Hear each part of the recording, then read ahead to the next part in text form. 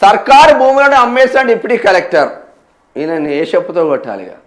High court దగ్గర మరో 5 చోట్ల ప్రైవేట్ వ్యక్తికి హౌసింగ్ బోర్డు భూమి రిజిస్ట్రేషన్. గత ప్రభుత్వంలో హౌసింగ్ బోర్డులో పనిచేసిన సమయంలో దందా. ఇందిరమ్మ ఇండ్ల స్థలాల పరిశీలనతో వెలుగు చూసిన భాగవతం. మంత్రి పొంగులేటి సీరియస్. అక్రమ సేల్ డీడ్ల రద్దుకు ఆదేశాలు.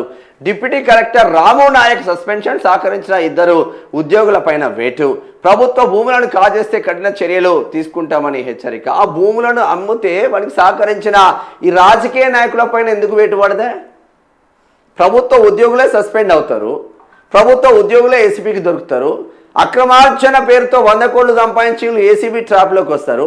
మరి 1000 కోట్లు సంపాదించిన ఈ రాజకీయ నేత బ్రోకర్ గాల రాజకీయ నేతల పైన చర్యలు ఉండవా? వీటిపైన ఒక వ్యవస్థ ఉండదా? అక్రమ ఆస్తులు కలిగినవని అధికారుల పైన చర్యలు తీసుకుంటున్న ఏసీబీలు కావచ్చు. ఈ దొంగనా కొడుకులు ఒక్కొక్కడు 1000 కోట్లు 1,00,000 కోట్లు ఎదుగుతూ ఉంటే ఈ దొంగనా కొడుకుల ఆస్తుల పైన ఎంక్వైరీలు జరగవా?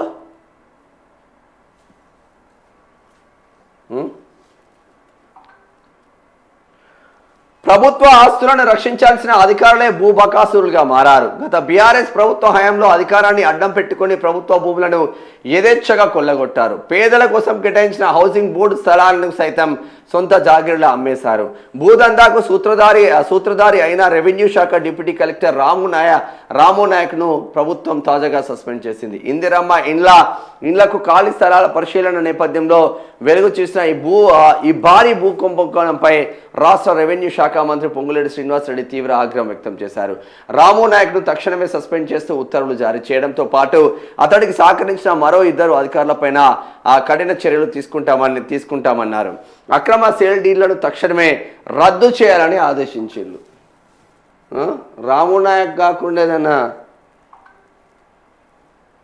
వేరే పేరుంటే మరి చేసేవాళ్ళ చూడాలి, మరి ఏముందో. హైదరాబాద్ క్యూర్ పరిధిలో పేద ప్రజలకు ఇందిరమ్మ ఇళ్ల నిర్మాణానికి స్థలాలను గుర్తించేందుకు అధికారులు తెలంగాణ హౌసింగ్ బోర్డు భూములను పరిశీలించారు. ఈ క్రమంలోనే డిప్యూటీ కలెక్టర్ రాము నాయక్ గతంలో చేసిన భూలీలలు ఒక్కొక్కటిగా బయటపడ్డాయి. రాము నాయక్ 2013 నుంచి 2018 వరకు డిప్యూటేషన్పై హౌసింగ్ బోర్డులో ల్యాండ్ అక్విజిషన్ ఆఫీసర్గా బాధ్యతలు నిర్వహించారు. ఈ 5 ఏళ్ల కాలంలో ఆయన అనేక అక్రమ రిజిస్ట్రేషన్లు భూదందాలకు పాల్పడినట్లు ప్రాథమిక విచారణలో నిగ్గు తేల్చారు. తీగ లాగితే డొంక కదిలినట్లు ఈ తనిఖీలో ఆయన అక్రమాల చిట్టా అంతా బయటపడింది. 2 లక్షల భూమి ఉచితంగా రాసిచ్చేశారు.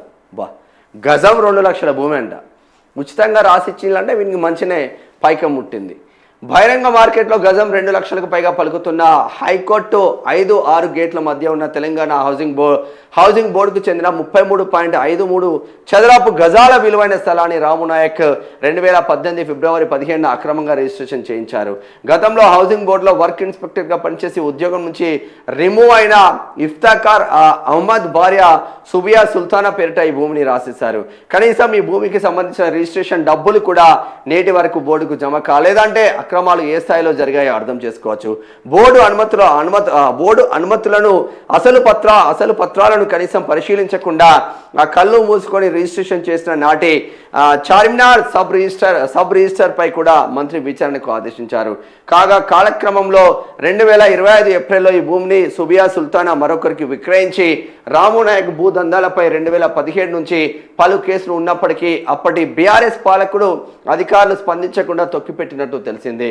కేవలం హైకోర్టు పరిసర ప్రాంతాలే కాకుండా విజయనగర్ కాలనీలో 400 చదరపు గజాలు, తుల్జాగూడలో 22 చదరపు గజాలు, లక్ష్మీగూడలో 130 చదరపు గజాలు, మహబూబ్ గంజ్లో 497 చదరపు గజాల విలువైన ప్రభుత్వ స్థలాలను పలువురి పేరిట రాము నాయక్ అక్రమంగా రిజిస్ట్రేషన్ చేయించినట్టు గుర్తించారు. 2016 నుంచి జరిగిన ఈ భూదందాలన్నింటిపైన లోతైన విచారణ జరపాలని, ఈ కేసులో సబ్ రిజిస్ట్రార్ల పాత్ర పైన ఎంక్వైరీ చేయాలని స్టాంప్ అండ్ రిజిస్ట్రేషన్ ఐజీని మంత్రి పొంగులేటి శ్రీనివాసరెడ్డి ఆదేశించారు. ఎంతటి వారినైనా సరే వదిలిపెట్టే ప్రసక్తే లేదు. ఇప్పటి వరకే వస్తుందా, నెక్స్ట్ ఏమని వస్తుందా?